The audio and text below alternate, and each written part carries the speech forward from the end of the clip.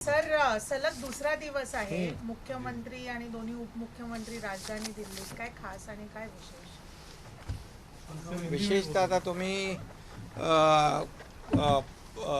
Meeting होत्या आपल्या कांदा उत्पादकांचं जे काही अडचणी होत्या त्याचबरोबर ऊस उत्पादकांच्या अडचणी होत्या जल जीवन मिशनचे जे काही आमचे प्रकल्प काही प्रलंबित आहेत या संदर्भामध्ये बैठका होत्या आणि महाराष्ट्राचे विषय घेऊन मुख्यमंत्री मी स्वतः सुनेत्राताई आम्ही आणि अनेक मंत्री होते त्यामुळे महाराष्ट्राचे विषय दिल्लीमध्ये जे काही केंद्राशी निगडीत आहेत ते आम्हाला सोडवायचे होते आणि म्हणून आपले CR पाटील साहेब जलशक्ती मंत्री त्यांच्याबरोबर बैठक झाली केंद्रीय गृहमंत्री आणि सहकारिता मंत्री अमित भाईंची बैठक झाली आणि सकारात्मक बैठका झाल्या त्यामुळे तुम्हाला असं 2 दिवस आम्ही आलो मग 2 दिवस तुम्हाला एवढा असा प्रश्न का पडले 2 दिवस आम्ही आल्यानंतर इथे महाराष्ट्रासाठी आम्हाला काही जनतेसाठी आणि महाराष्ट्रातल्या काही अडचणींसाठी केंद्राकडे बोलायचं नाही मग कुठं बोलायचं अगोदर तर सरकारना ते केंद्राशी बोलणं त्यांना कमीपणाचं वाटायचं पण आम्हाला ते वाटत नाही आम्ही शेवटी जनतेसाठी महाराष्ट्रासाठी आदरणीय प्रधानमंत्री नरेंद्र मोदीजी असतील बाकी अमित भाई असतील इतर जे काही मंत्री असतील त्या संदर्भामध्ये त्यांच्याशी चर्चा करून महाराष्ट्रासाठी काही ना काही केंद्राने नेहमीच दिलेलं आहे हजारो कोटी महाराष्ट्रासाठी दिलेले आहेत ते शेवटी मागितल्याशिवाय मागायला तर पाहिजे प्रयत्न करायला पाहिजे रात्री उशिरापर्यंत खूप बैठका सुरू होत्या अशी माहिती मिळते कोणाच्या बैठका आम्ही पण काही ठिकाणी गाठी भेटी घेतल्याचं महाराष्ट्रासाठी घटना ज्या घडल्या त्या सगळ्या तुम्हाला सांगितल्या आणि त्याच्यातले सगळे विषय आपल्याला माहीत आहेत त्यामुळे आणखी काही असं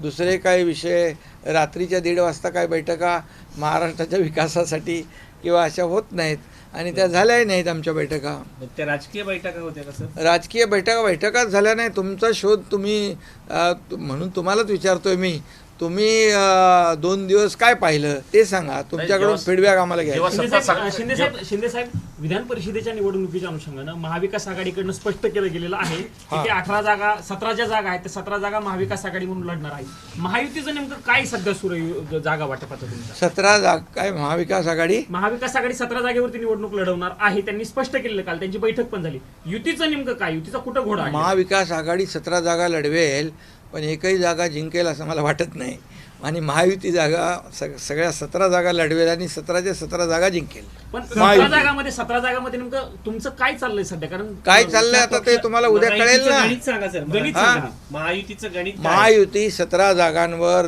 लढवणार निवडणुका आणि 17 जागा जिंकणार शिवसेना राष्ट्रवादी आणि भाजप किती जागा लढवणार काय फॉर्म्युला आहे सर फॉर्म्युला आता तुम्हाला माहित आहे ना फॉर्म्युला कालच मुख्यमंत्री महोदयांनी आपल्याशी मीडियावर बाईट देताना सांगितलेलं आहे त्यामुळे जागा वाटप सन्मानाने होईल महायुतीमध्ये कुठलेही मतभेद नाहीत आणि महायुती एकजुटीने 17 जागा लढवेल आणि 17 जिंकेल हा विश्वास तुम्हाला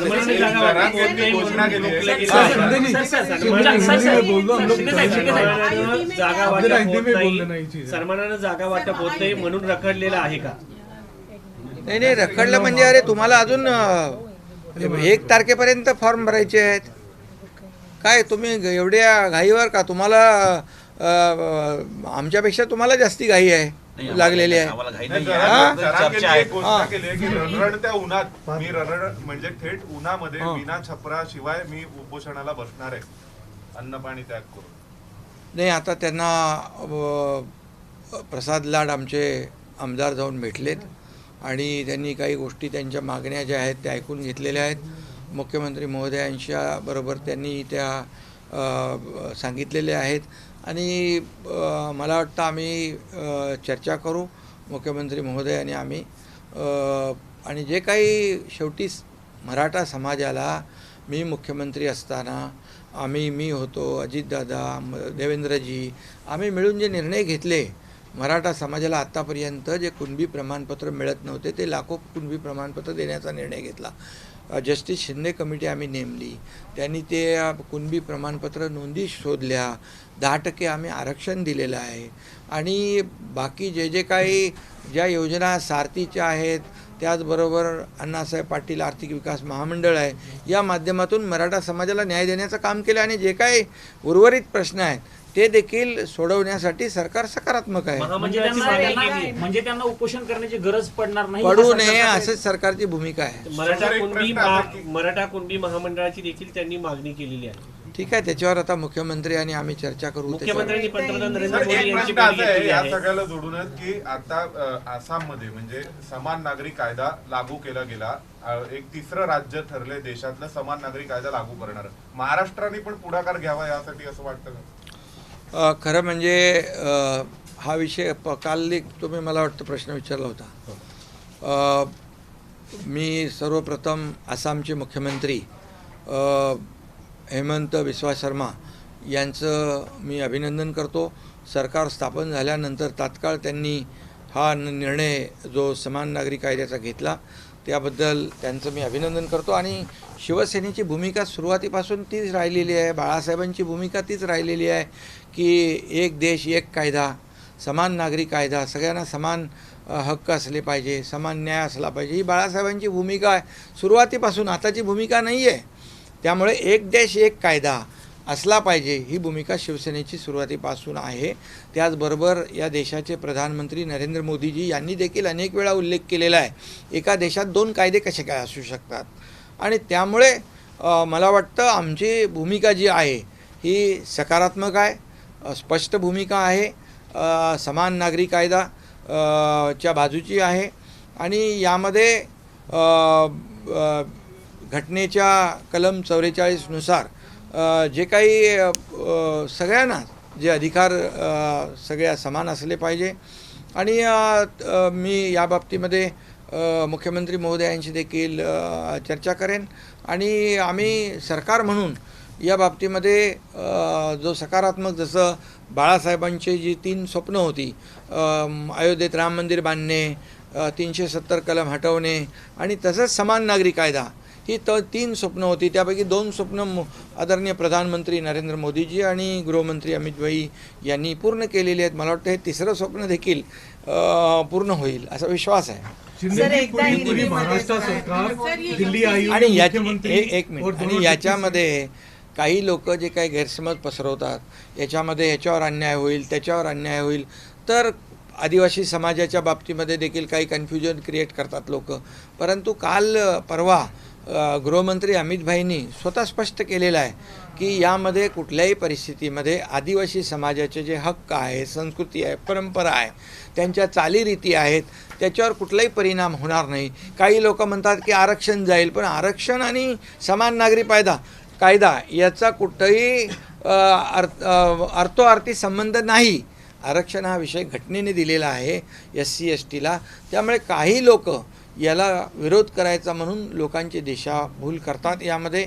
आणि म्हणून मी एवढंच सांगेन की या बाबतीमध्ये आम्ही सकारात्मक आहोत. सर, शिंदे गुदमरले आहेत असे संजय राऊत हे बोलतात. एक मिनिट, शिंदे गुदमरले आहेत आधीच या पूर्ण सरकारमध्ये असे संजय राऊत यांनी विधान केलंय विधान परिषदच्या सध्याच्या स्थितीला बघून. ते बोलतात फडणवीस सांगत आहेत मित्र आहे, पण आज भाजप आणि शिंदे एकत्र पुढे लढू शकत नाही असं संजय राऊत बोलतात. यावर मला काही भाष्य करायचं नाही. आम्ही एकच सांगतो की महायुती मजबूत आहे, आम्ही एकत्र काम करतोय, एकत्र महाराष्ट्राचा विकास वेगाने सुरू आहे. याची पोटदुखी विरोधी पक्षाला आहे, ह्याचे जे काही पचनी पडत नाही त्यांच्या, म्हणून हे अशा प्रकारच्या दिशाभूल करणारी वक्तव्य करत असतात. त्याच्यावर आम्हाला काही लक्ष द्यायचं नाही. 2च प्रादेशिक पक्ष आहे, एक उद्धव ठाकरेचा पक्ष आणि दुसरं शरद पवारांचं. आणि आमचा काय कुठला पक्ष आहे? आज महाराष्ट्रामध्ये भारतीय जनता पक्ष सगळ्या निवडणुकांमध्ये आपण पाहिलं तर पहिल्या क्रमांकाचा पक्ष आहे. आणि आमचा शिवसेनेचा दुसऱ्या क्रमांकाचा पक्ष आहे. त्यामुळे आता त्यांचे जे काही एक मिनिट त्यांचे नंबर कुठे गेलेत ते त्यांनाच माहीत नाही आहे. त्यांचे नंबर जे आहेत ना किती नंबरला गेलेत तेच त्यांना कळत नाहीये. जे ठाकरे फडणवीसांना म्हणत होते एकतर तू राहील किंवा मी राहील, जे ठाकरे फडणवीसांना म्हणत होते एकेरी भाषेत एकतर तू राहील किंवा मी राहील, आता ते ठाकरे भाजपच्या मध्ये देवेंद्र फडणवीस यांच्या जवळ जाताना दिसत आहेत किंवा तसं ते दाखवत आहेत. त्याच्याबद्दल तुमचं काय मत? आणि दुसऱ्यांना चणे-फुटाणे गोळे करणारे सांगतायत. रात्री SMS पाठवतायत, पूर्वी म्हणाले एकतर तू राहशील किंवा मी राहील. खरं म्हणजे अशी टोकाची भाषा करणारे लोक आज त्यांची काय परिस्थिती झालेली आहे. आज ते किती म्हणजे त्याला काय म्हणतो आपण,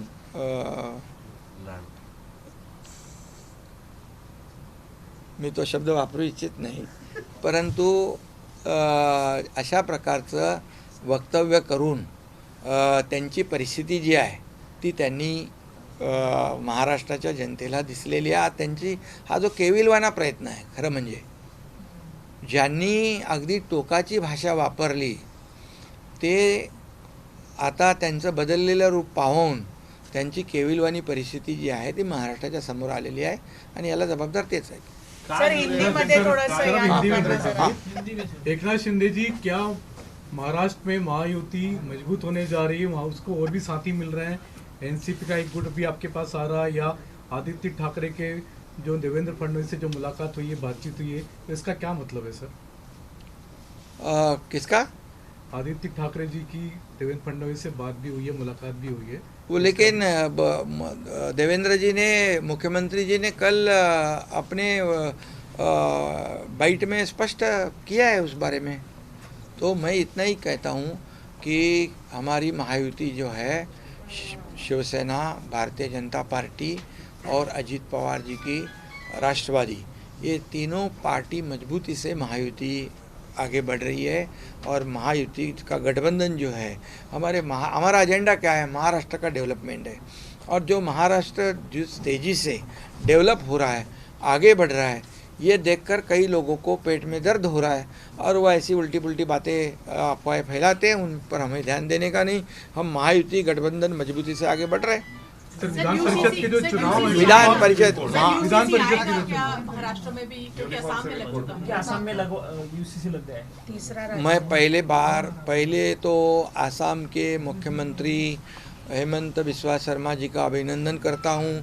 जैसे ही उनकी नई सरकार बनी तो उन्होंने तुरंत ये यूसीसी लागू करने का फैसला किया है. और मैं ये कहूँगा कि हमारी बाला साहब ठाकरे जी की भूमिका, हमारी शिवसेना की भूमिका शुरू से यही रही है कि समान नागरिक कानून होना चाहिए, एक देश में एक कानून होना चाहिए. और ये भूमिका जो है हमारी शिवसेना की पहले से रही है. एक देश में एक कानून, सभी लोगों को समान न्याय मिलना चाहिए. और आदरणीय देश के प्रधानमंत्री मोदी जी ने भी कहा है एक देश में दो कानून कैसे हो सकते हैं. और इसीलिए हमारी भूमिका जो स्पष्ट है कि सभी लोगों को न्याय मिले, महिलाओं को न्याय मिले, सभी लोगों, इसमें तो महिलाओं को बड़ा न्याय मिलने वाला है इसमें, समान नागरिक कानून यूसीसी में. और इसलिए यहाँ पर जो हमारे बाला साहब ठाकरे जी के 3 सपने थे, एक अयोध्या में राम मंदिर बनाना, कश्मीर का 370 कलम हटाना और समान नागरिक कानून को लागू करना. अभी मोदी जी और अमित भाई ने 2 सपने तो पूरे किए हैं. अभी ये तीसरा सपना भी निश्चित रूप से समान नागरिक कानून वाला पूरा होगा, ऐसा मैं विश्वास दिलाता हूँ. और हमारी भूमिका जो है, ये भूमिका स्पष्ट है कि एक देश में एक कानून होना चाहिए, सभी को समान न्याय मिलना चाहिए. और निश्चित रूप से इस बारे में हमारे मुख्यमंत्री देवेंद्र जी से भी हम बात करेंगे. महाराष्ट्र में यूनिफॉर्म सिविल कोड इम्प्लीमेंट, यही मैं कहा कि हमारा महायुति की सरकार है. और जैसे प्रधानमंत्री नरेंद्र मोदी जी का भी यही भूमिका है. परसों अमित भाई गृह मंत्री, उन्होंने भी कहीं पर अपने बयान में कहा है. और इसीलिए हमारी भूमिका महायुति की जो है, हम बैठकर मुख्यमंत्री जी से चर्चा करेंगे और ये सकारात्मक भूमिका हमारी. कल आप लोग अमित शाह जी से मिले थे, तो क्या विधान परिषद को चुनाव को लेकर कोई खटपट चल रही है कुछ महायुति में? कोई क्या एजेंडा क्या था? जितेंद्र ठाकुर से कोई भाजपा वाले, कोई खटपट नहीं, कोई खिटपिट नहीं है. महायुति का विधान परिषद का चुनाव 17 जगह पर महायुति लड़ेगी और 17 जगह पर महायुति जीतेगी। एकनाथ जी, मुंबई का एक एक्सक्लूसिव क्लब है ब्रीच कैंडी क्लब। इसमें सामने आया है कि बहुत ही रेसिस्ट पॉलिसी इसकी है, अगर आप यूरोपियन पासपोर्ट होल्डर है तभी आपको एंट्री मिलती है। इसमें जरूर साहब ने भी एक बार रिएक्शन किया था कि उन्हें भी बाहर बैक दिया गया था। ब्रीच कैंडी क्लब है ये बेसिकली मुंबई का बहुत एक्सक्लूसिव क्लब है, जैसे जिमखाना क्लब है ऐसी वहाँ का बहुत एक्सक्लूसिव क्लब है। वहाँ पर आपको मेंबरशिप तभी मिलती है जब आप यूरोपियन पासपोर्ट होल्डर होते हो। तो इसके खिलाफ लोगों में बहुत रोष है कि ये रेसिस्ट पॉलिसी है, कि इस पे भी सरकार कुछ एक्शन लेगी। बिल्कुल एक्शन लेगी, अगर ऐसा अगर वो करते हैं तो उसकी जानकारी ली जाएगी। और हमारे मुंबई में ये क्लब है तो इसका फ़ायदा मुंबई वासियों को होना चाहिए। सर, महाराष्ट्र मांसाहारी आहे आणि मांसाहारच होणार आहे असं राऊत बोलतायत की इतके रेडे कापून ही सरकार जी आहे बडी देऊन सरकार आली आहे, तर इथे मांसाहारच कंटिन्यू होणार आहे वडापाव नंतर। कुठे होणार आहे? महाराष्ट्रात। त्यांना जाऊ दे, आता त्यांच्याबद्दल मला काही चर्चा करायची नाही, सोडून द्या। पंतप्रधानांनी मुख्यमंत्र्यांनी कसं पाहताय तुम्ही? महाराष्ट्राचे मुख्यमंत्री देशाचे प्रधानमंत्री यांना भेटले तर याच्यामध्ये तुम्ही कसं पाहताय म्हणजे काय? जे काही विषय असतील त्याच्या बाबतीत महाराष्ट्राच्या विषयांच्या बाबतीमध्ये चर्चा करणं मुख्यमंत्र्यांचं काम आहे आणि प्रधानमंत्री महोदय नेहमी महाराष्ट्राच्या पाठीशी उभं राहिलेले आहेत। धन्यवाद, थैंक यू, बहुत बहुत धन्यवाद। कर्नाटका की डेवलपमेंट को कैसे देख रहे हैं? सिद्धारमैया जी ने रेजिग्नेशन दे दिया है, वो गवर्नर हाउस जाएंगे, आपको लगता है स्मूथ ट्रांजिशन रहेगा? देखिए, उनका वो अंदरूनी पक्ष का पार्टी का मामला है और वो पार्टी का मामला होने की वजह से उन्होंने तय किया होगा, वो उसके मुताबिक होता होगा। ठीक है, थँक यू, धन्यवाद। एबीपी माझा, उघडा डोळे बघा नीट।